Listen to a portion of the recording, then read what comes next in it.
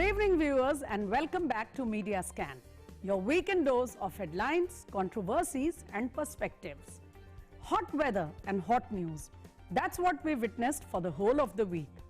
Elections and COVID situation were at the top, but there was also much more. So, let's check out what made news. Experts consider the next 4 weeks as critical to get over the worrying second wave of COVID infection. Prime Minister Narendra Modi held a special interaction with chief ministers. He underlined the need for testing and tracing and assured that there was no need for panic. However, this did not deter politics from being played out on vaccines. Health Minister Dr. Harsh Vardhan tried to put the record straight in a tough statement. To know more on this, wait for our guests in the next segment. Neither the weather nor the fear of the virus could deter voters in Tamil Nadu, Kerala, Puducherry, Assam and West Bengal from expressing their franchise in huge numbers.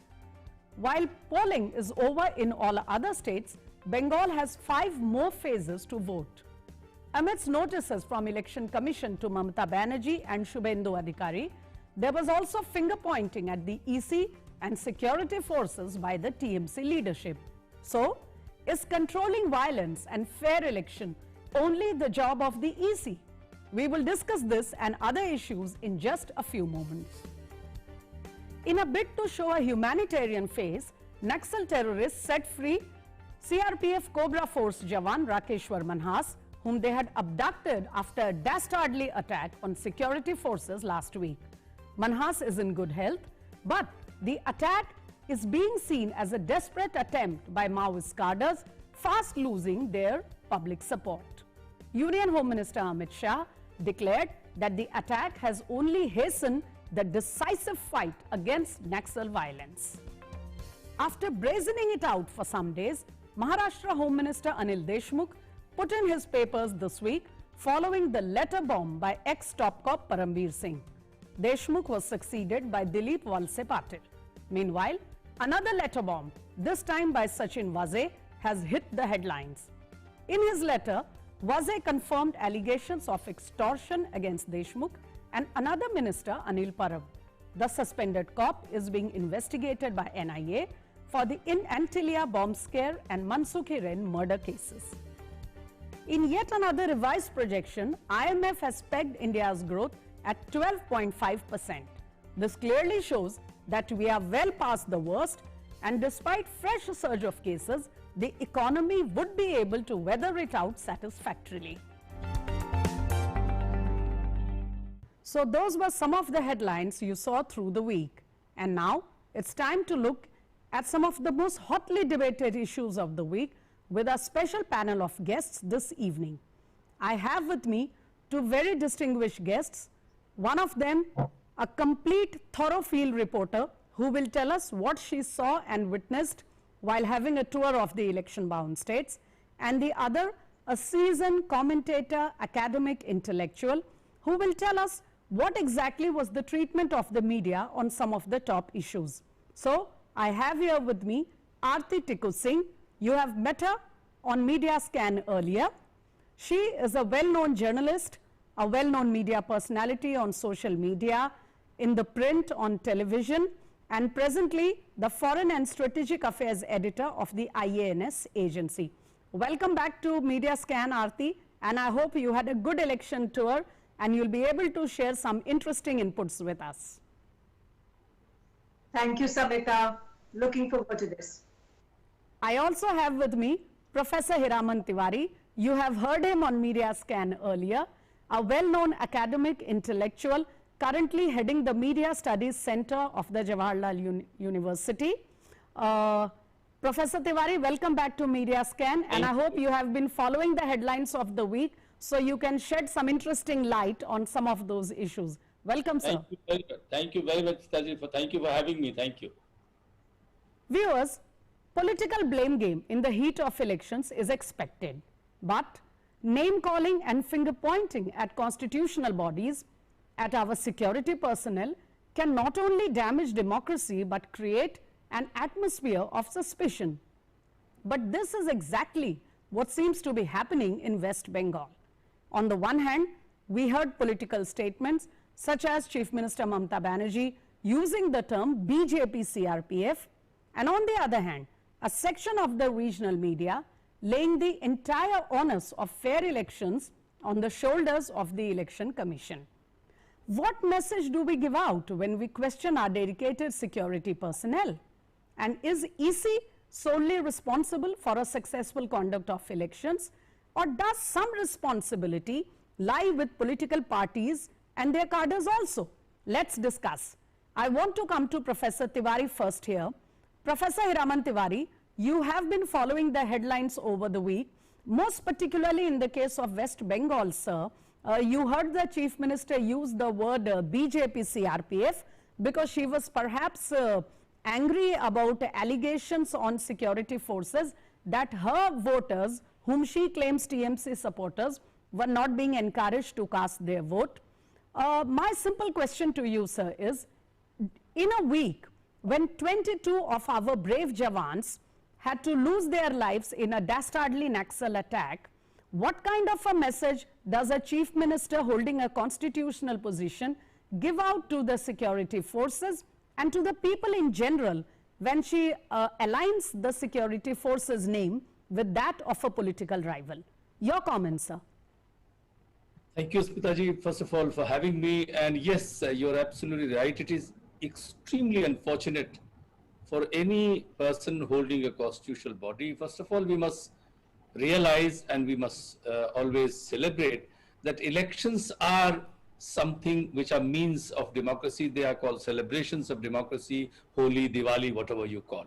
So it is understandable that rivals, political rivals in particular, will criticize each other. Perhaps they could be even sharp with each other in terms of words and exchanges.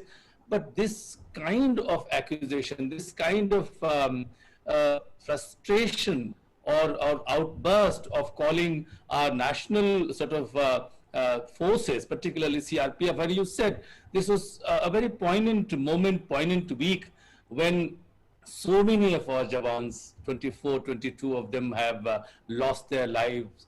One of them was kidnapped and luckily released yesterday.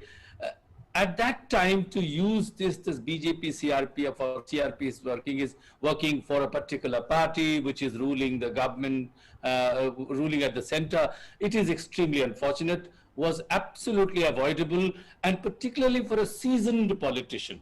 She is a two-time chief minister and politician for a long, long time. She has been a cabinet minister herself, and I'm sure quite a few of the Jawans whom we have lost might belong to West Bengal, or even if they don't, they are serving the country, not any particular party, not any particular government. So yes, this could have been avoided, should have been avoided. I can understand your point, sir. Like you said, especially seasoned politicians who have been central ministers and then chief minister also, we understand, and it's even expected that they will be laying all kinds of allegations on their political rivals.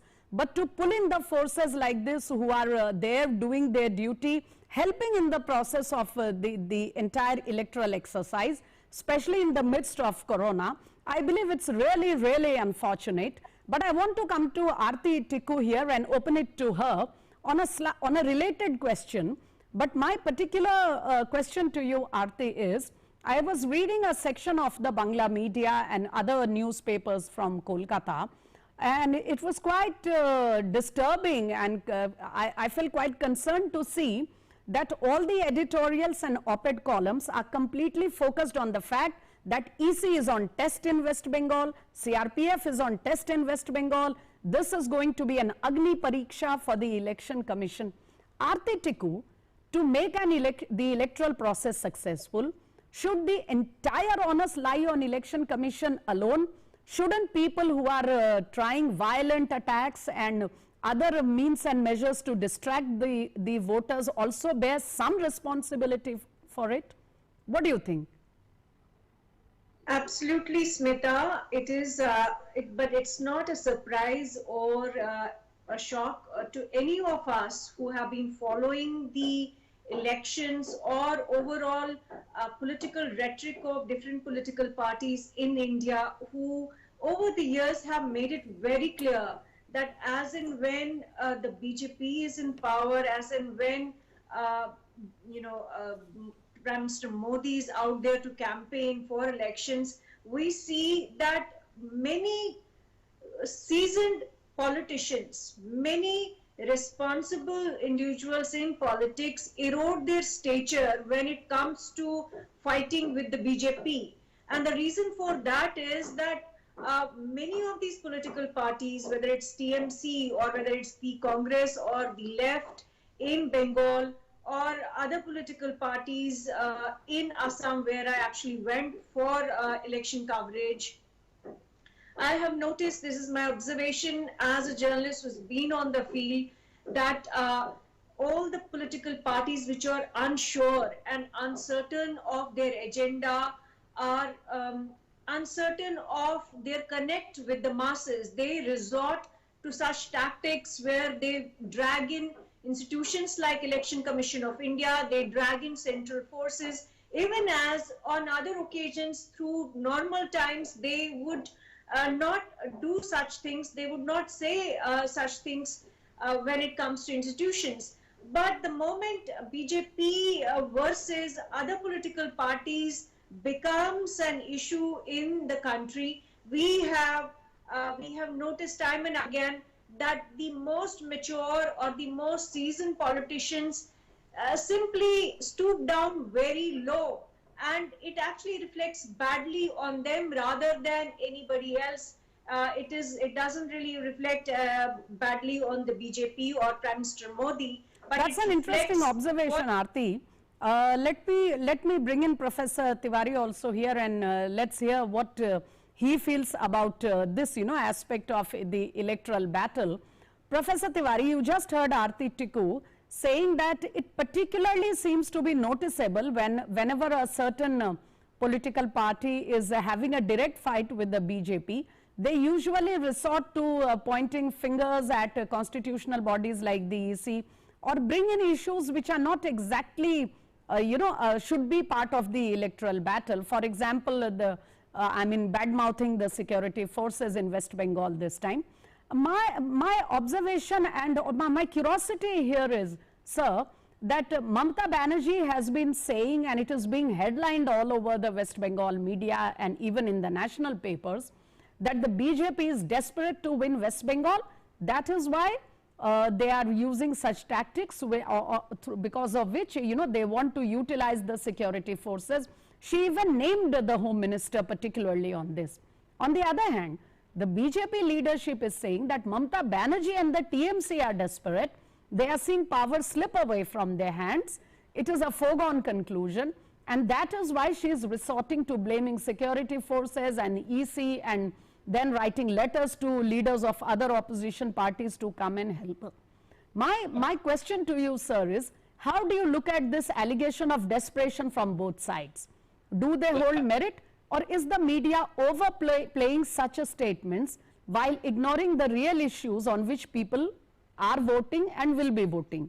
There are two sides to two types of answers I would like to give. One, Okay. Aarti is absolutely correct, because she has been on the ground, and not only now, also before. She is right in saying when it comes to BJP versus any other powerful regional party, then it becomes a very ugly, as she said. They stoop to a level where the politician should not, as I said earlier, and I maintain that we celebrate democracy, and we celebrate it through the firecrackers of ballot boxes or EVM machines, whatever you want to say. But when it comes to this level of desperation, one is forced to wonder why they do it. Because the same election commission, when non-BJP in the fight with the BJP in any state election wins an election, I just simply, or anybody else will wonder why they then have to come back again when they are feeling the heat. Three kinds of heat I would understand: the pressure of COVID, the pressure of the heat itself, and then the pressure of elections. They should then maintain cool and not stoop, as Aarti ji says, to a level where you endanger your dignity. Erosion of dignity is seen by most of the voters. Voters are absolutely clever. They know what is happening. And the other second part that you said, when the Yes. media, local media, which is talking about almost endorsing the desperation and the kinds of bad mouthing and language used by TMC for big leaders of the BJP, including the Prime Minister, and dragging the constitutional bodies and our national security forces into the picture, accusing the government of exploiting them for their benefit. It actually somehow tells a very different story. I don't know what will happen, but that desperation should, as Aarti ji also said, that it is normal that they somehow feel that you have a leader like Narendra Modi and then Home Minister Amit Shah. These are the big crowd pullers. They are impact generating leaders. So they are under pressure, but it is at that time that they must show maturity. It is Right, sir. apatikal. Absolutely. At It time of is crisis, one in must times find a of conflict fantastic- one shows one's leadership truly, you know. But let me come back to Aarti on a specific point that you have raised and see what she has in mind. What is her take on the issue? Aarti Tikku, though Professor Tiwari has expressed concern that, you know, such statements can actually have an impact on the voting, which is always a worry. But thankfully, so far voting in West Bengal has been very robust. People are coming out in good numbers. However, that cannot be said about the law and order situation, because we have seen sporadic violence in the past 3 phases, and particularly the third phase has been marred by a lot of violent incidents during the voting. At a time when when violence is a concern, at a time when law and order issues and attacks on candidates and other people can create an atmosphere of fear, don't you think recognizing, acknowledging and appreciating the role of the security forces would have been a better way to ensure that the election goes well, if the TMC is really worried about the election as they claim? Absolutely, Smita. It would have actually elevated Mamata Banerjee's status and stature in this election campaign. It Right. would have put her on a pedestal. But unfortunately, she's not able to see that central forces, security forces, whether it's army or BSF, paramilitary forces, they are not into partisan politics. No. We have such institutions historically which have remained completely neutral, apolitical throughout the elections. Whosoever comes to power, the central forces have always fulfilled their responsibilities to absolute perfection and always been there to defend citizens and voters. So this actually is, I would say, it's going to harm Mamata Banerjee in certain pockets in her electorate, because a lot of soldiers come from lower middle class, lower classes of India. And West Bengal has a big chunk of them as well, been serving in Kashmir, been serving in Naxal areas, who've been serving in Northeast, and they are not going to take such commentary and such remarks very Kindly. well at all. I think somewhere it's going to hurt her electorate. The second point I actually wanted to make about the elections in West Bengal related to violence. Well, we have seen that West Bengal has a history of political violence, ever since India's independence. And the left has been known for committing massive violence, whether it's Naxals, whether it's Maoists, or whether it's left-leaning activists in West Bengal. But over the time, TMC has also indulged in that political violence. It's almost like a situation like Bihar or Uttar Pradesh, where we do see political violence when elections are approaching. In fact, So, if I may just put in a line here. In fact, Mamata Banerjee's party and the TMC people have, political pundits are commenting that Mamata Banerjee's party today represents all those problems against which she had actually fought the CPM and the left front government at an I mean, two terms earlier. There was another very serious issue of national concern that I want to have your take and Professor Tiwari's perspective before we wind up for the evening. So, as I was just saying, bizarre as it may sound, vaccine politics is what grabbed huge headlines for most of the week. Few states which are witnessing a heavy rush of patients, particularly Maharashtra, accuse the center of vaccine shortage. Health Minister Dr. Harshvardhan put the record straight by releasing the data countrywide. He said states could not hide their failure by resorting to politics. Interestingly, veteran Maharashtra leader Sharad Pawar has expressed the same sentiment. So, is Team India the real need of the hour, or is it vaccine politics? Let me come quickly to both my guests before I run out of time and ask them what they think about it. Professor Tiwari, I want to come to you first on this. There are 2-3 concerns that have been raised. Of course, we do understand that resources are stretched at the moment. There has been a heavy rush of patients and there is a surge in many states now. However, does that in any way justify states finger pointing at the center, accusing them of discrimination at a time when the center is already hard pressed to ensure maximum vaccination possible? And the center has to factor the concerns of every state. Just raising fingers in a political manner will not solve whatever constraints or demands are there at the moment. How do you look at the entire debate, sir?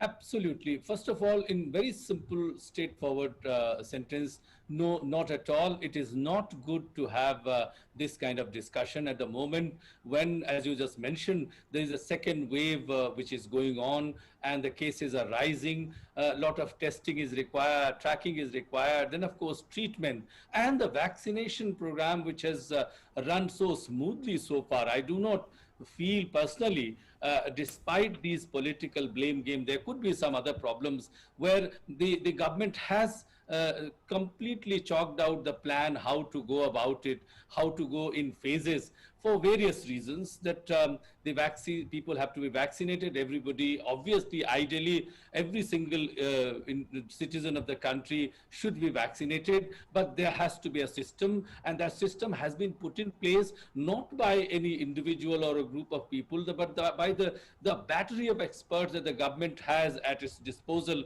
and they are consulting the big doctors and those who know about it. So they are going about it. The complaint by some of the governments, I read something different, because they want more vaccines.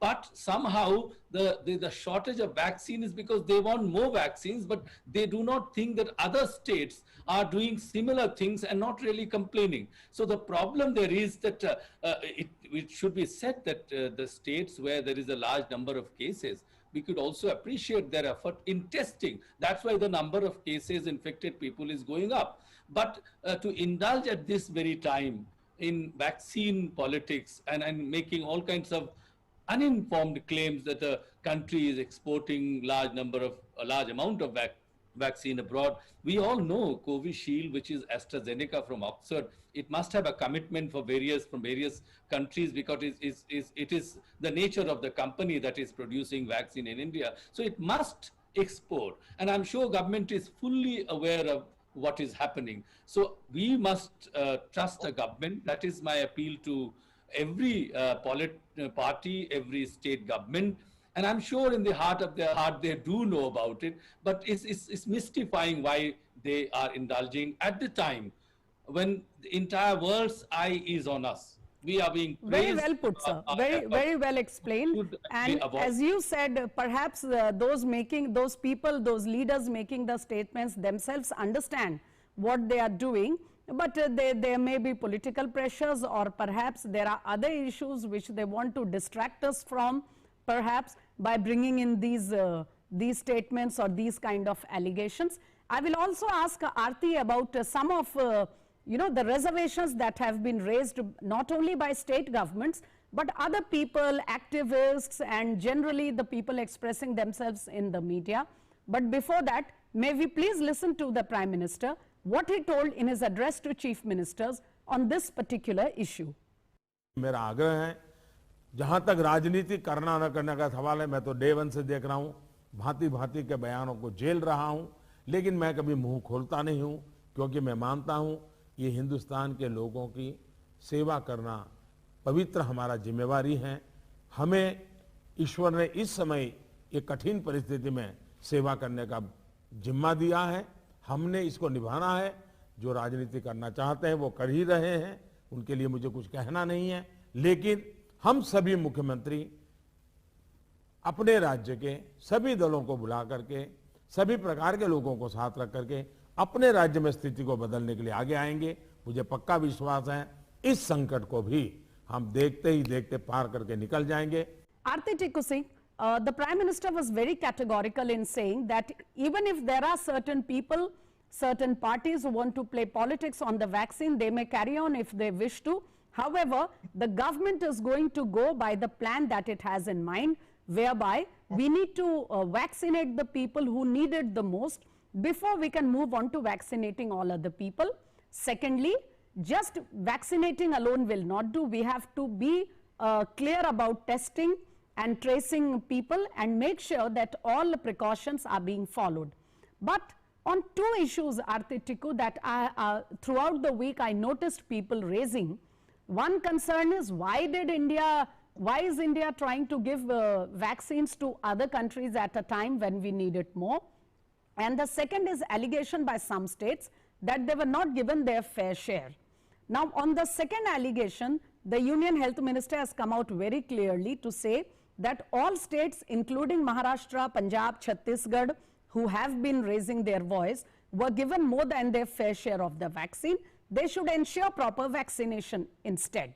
Secondly, on the issue of sharing vaccines with the world, it is now clear that we have vaccinated more than 3 crore more people compared to the vaccines which were sent abroad. Now, the issue here is we need to help particularly our neighboring countries who have got the Indian vaccine, such as Nepal, Myanmar, Bangladesh, because if there is a serious outbreak, it tends to affect us as well. Secondly, India is a globally responsible country. We have a commitment globally, apart from the commitment towards our own people.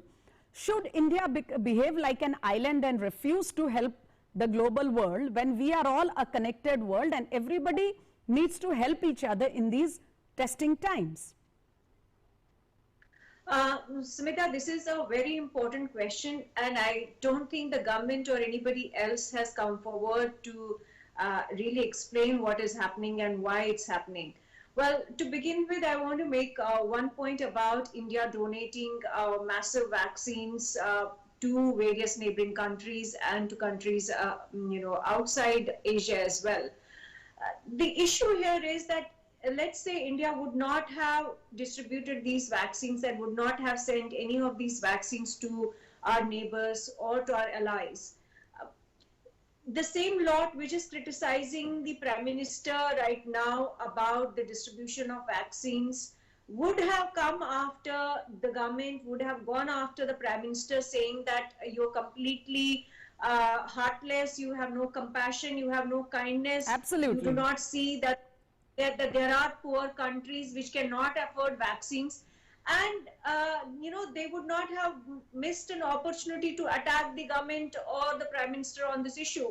Now that the government of India actually has done what it really believes in philosophically, or believes in because of the value system that India has as a historical civilization, and it has gone out to help the neighbors which cannot afford or which cannot have vaccines, I think it is a commendable thing. It's something that we should be proud about, that despite having some amount of shortage, we are willing to help others. And that is the essence, that is the ethos we have always valued, always perpetuated, and always believed in.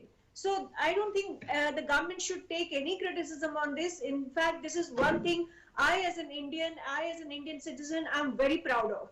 The second thing I get your point that, amidst the yes. One more thing.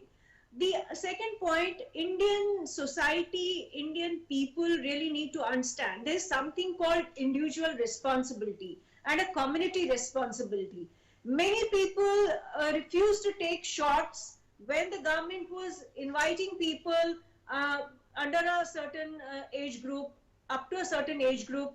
People were not people believe in conspiracy theories that they can, live through this coronavirus pandemic without a vaccine, without masks, without any, precautions that we are supposed to take. People have stopped wearing masks. I So get your whose point. I get your responsibility- point, Aarti. I'm sorry, I'll have to end it here now because I have completely overshot my time. But I do understand the argument you are trying to raise that, the political blame game can carry on. And as the Prime Minister said, if people want to play politics on this, they are welcome to it. However, India has to see itself in the global scheme of things. We cannot shut ourselves away from the rest of the world when the world is looking at us as a responsible, globally responsible country.